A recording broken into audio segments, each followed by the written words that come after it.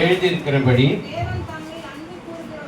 தேவன் தம்மில் அன்பு கூறுகிறவர்களுக்கு ஆயத்தம் பண்ணினவைகளை கண் காணவும் இல்லை, காது கேட்கவும் இல்லை, அவைகள் மனுஷனுடைய இதயத்தில் தோன்றவும் இல்லை. ஹல்லேலூயா, ஹல்லேலூயா.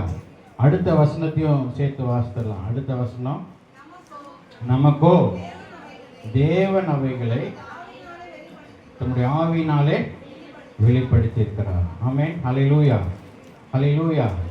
இந்த நாளிலே நாம் கர்த்தர் நமக்கு ஆயத்தம் பண்ணி வைத்திருக்கிற ஒரு சில காரியங்களை குறித்து தான் நாம் இன்னைக்கு பார்க்க போகிறோம். எத்தனை பேர் நம்புறீங்க கர்த்தர் எனக்கு ஒரு சில காரியங்களை ஆயத்தப்படுத்தி வைத்திருக்கிறார் அப்படின்னு சொல்லி? Amen, hallelujah, hallelujah, hallelujah. Praise the Lord. இந்த வசனம் தெளிவாய் நமக்கு சொல்லுகிறது. 9ஆம் வசனம் ஸ்டார்டிங் சொல்லுகிறது, எழுதி இருக்கிறபடி என்று சொல்லப்படுகிறது. இது ஏசாயா தீர்க்க தரிசன புஸ்தகம் 64ஆம் அதிகாரம் 4ஆம் வசனத்தில் இந்த தீர்க்க தரிசனம் வசனம் ஏற்கனவே, அதாவது பழைய ஏற்பாட்டிலே ஏசாயா என்ற தீர்க்க தரிசனாலே ஏற்கனவே எழுதப்பட்டிருக்கிறது. இதை பவுல் என்ன பண்ணுகிறார், இந்த கொரிந்து சபைக்கு எழுதும் போது அந்த தீர்க்க தரிசனத்தை கோட் பண்ணி அதை ஞாபகப்படுத்தி இந்த இடத்துல எழுதியிருக்கிறபடி தேவன் தம்மில் அன்பு கூறுகிறவர்களுக்கு ஆயத்தம் பண்ணினவைகளை. யாருக்கு ஆயத்தப்படுத்துகிறார் ஆண்டவர்? சொல்லுங்க, அல்லேலூயா சொல்லுங்க.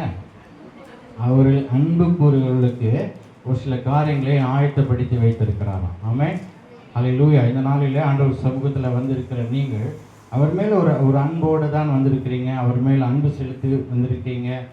உங்களுக்கென்று ஒரு சில காரியங்களை ஆண்டவர் என்ன பண்ணி வைத்திருக்கிறாரா? ஆயத்தப்படுத்தி வைத்திருக்கிறார்.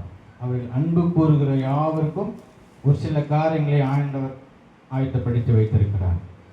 நமக்கோ தேவன் அவைகளை தமது ஆவியினாலே, தம்முடைய ஆவியானவரினாலே நமக்கு அதை வெளிப்படுத்துகிறார். எல்லாருக்குமே ஆயத்தப்படுத்தி இருக்கிறார் ஆண்டவர். அவரை சொந்த இரட்சகராக ஏற்றுக்கொண்ட எல்லாருக்குமே ஆண்டவர் எல்லாவற்றையும் ஆயத்தப்படுத்தி விட்டார். சிலுவையிலே அவர் மரிக்கும் போது எல்லாம் முடிந்தது என்று சொல்லி அவர் தன்னுடைய அந்த வார்த்தையை சொன்னார். 7 வார்த்தைகள் அல்ல, ஒரு வார்த்தை, எல்லாம் முடிந்தது என்றார். அந்த முடிந்தது அப்படின்ற வார்த்தைக்குள்ள சகலவற்றையும், நமக்கு வேண்டிய எல்லாவற்றையும், இந்த உலகத்திலே நீங்கள் வாழ்வதற்கான எல்லாவற்றையும் ஆண்டவர் என்ன பண்ணி விட்டாராம்? முடித்து வைத்து விட்டு தான் அவர் பரலோகத்துக்கே போனார். மரித்தார், அப்புறம் அடக்கம் பண்ணப்பட்டார், உயிர்த்தெழுந்தார். இப்பொழுதும் பிதாவின் வலது பாசத்தில் வீற்றிருக்கிறவராய் நமக்காக பரிந்து பேசி கொண்டிருக்கிறார். அவர் எல்லாவற்றையும் ஆயத்தப்படுத்தி வைத்து விட்டு தான் அவர் என்ன பண்ணார்?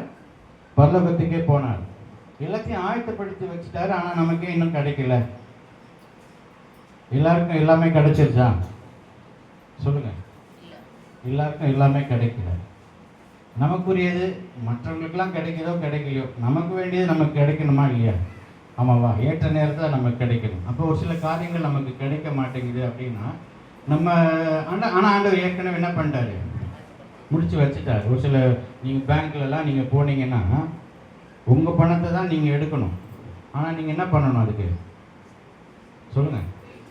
நீங்கள் கையெழுத்து போடணும். ஒரு சின்ன ஸ்லிப்பு கொடுத்துருப்பாங்க. அந்த ஸ்லிப்பில் என்ன பண்ணணும்?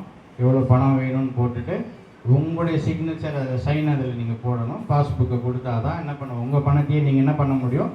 எடுக்க முடியும். உங்களுக்கென்று உங்களுடைய சொந்த பணத்தை நீங்கள் எடுக்கிறதுக்கு ஒரு சில காரியங்களை நீங்கள் செய்ய வேண்டியிருக்கிறது. அதே போலவே ஆண்டவர் நமக்காய் ஆயத்தம் பண்ணினவைகளை நாம் பெற்றுக்கொள்கிறதற்கு நாம் ஒரு சில காரியங்களை செய்ய வேண்டும். ஆமென், அல்லேலூயா. நீங்கள் யோவானுக்கு எழுதின நிருபம் 21ஆம் அதிகாரம், யோவான் 21, எல்லாருக்கும் தெரிந்த ஒரு பகுதி தான். யோவான் 21